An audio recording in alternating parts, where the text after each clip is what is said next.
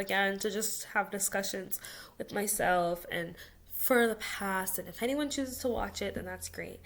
What I'm going to be talking about today is something that I've learned and realized, and it has to do with the Bible, and it has to do with positive self talk, affirmations, and creating a life that you want for yourself. Because we all know, like, we have free will to do the things that we're going to do in our lives. The choices that we make, the mindset that we have actually plays a part. And it's not just about using God as a genie. God is not a genie. We do not just pray and ask God for the things we want and then all of a sudden they appear because God gave it to us. Personally, I don't really believe that. I don't believe that, like, if we pray hard enough and hard enough and hard enough, then maybe God will hear us and maybe he'll say yes. I don't think that's how it works. But I think God has created specific systems on this earth to actually show us that we are more powerful than we think we are. Even Jesus said when he left that we're going to do greater things than these. Meaning greater things than he did. Greater miracles, greater accomplishments, impacting people. And I think that doesn't necessarily have to do with just asking God, right? Obviously, we are asking God. Obviously, God's Spirit is everywhere, all around. So indirectly, we are asking God. But a lot of the times, like, for example, I started realizing that there's a lot of other religions out there where people are getting the things that they want and their prayers are getting answered. And what's the reason for it? Is it because every God leads to the same God? I don't think so. Is it because, there's a God, there's tons of different gods, like you can pray to Allah and get the things you want. All the different Hindu gods actually exist and they're giving people what they want. And Jesus is giving people what they want? I don't think so.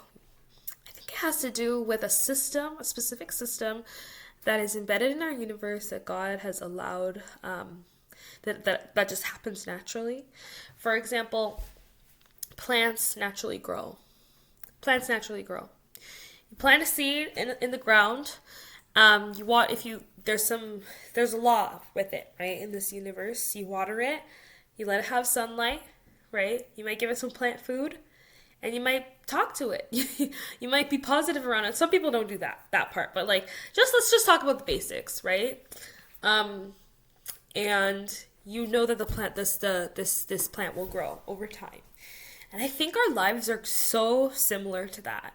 I think there's a recipe, and I think prayer and being spiritually in tune with the world,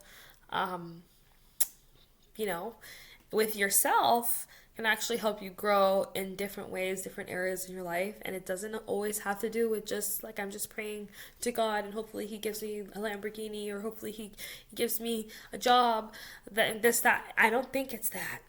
And I'm going to just share a few things here from the Bible and, what we think about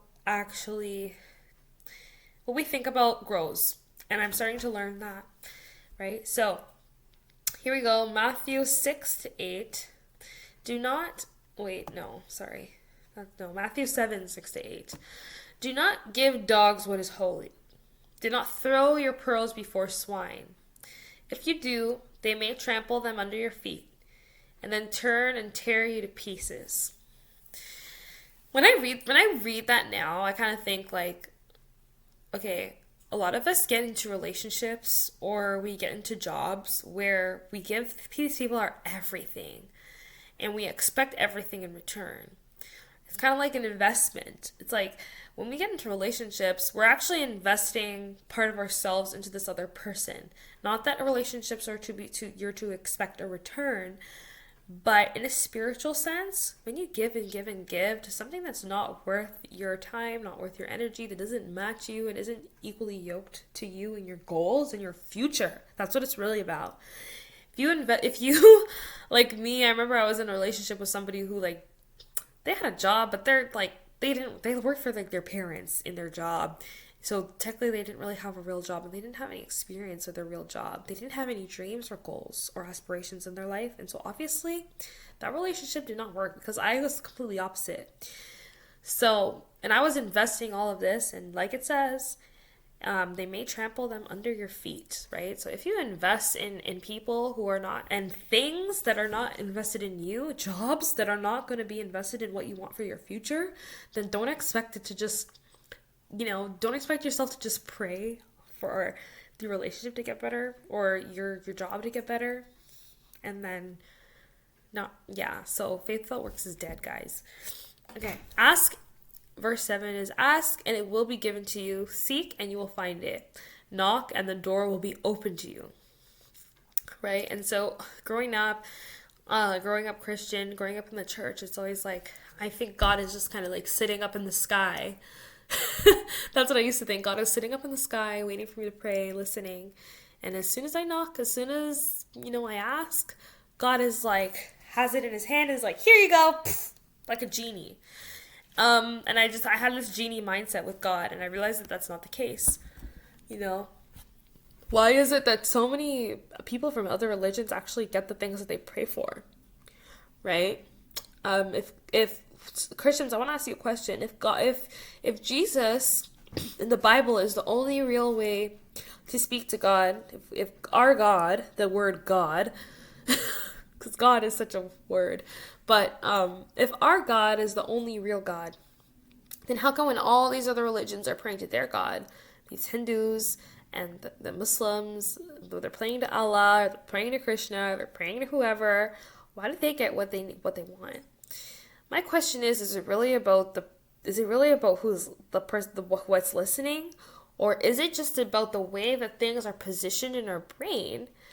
I read a book called Switch on Your Brain, and it was talking all about how our mindset actually attracts the life that we want for ourselves. What we think about grows, and I just realized if you're thinking positively, and if you're imagining the best case scenario for yourself constantly every day, then you're gonna get a lot closer to that. If you're constantly imagining the worst case scenario for yourself, you're gonna get a lot closer to that.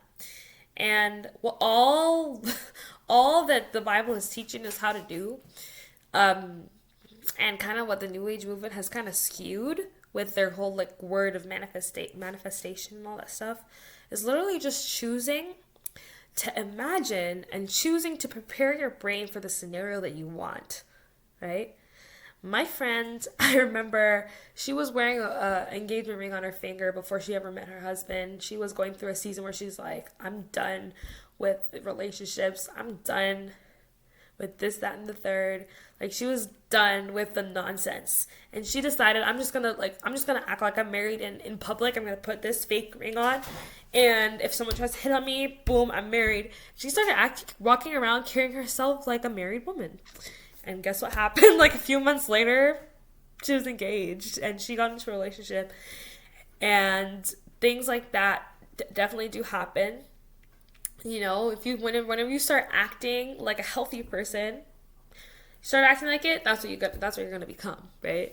And so, this is just like a first little quick thing, and I just wanted to share that.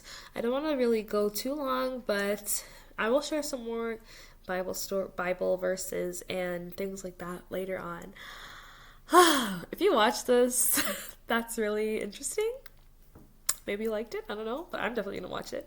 Okay, bye. Take care, everyone. God bless.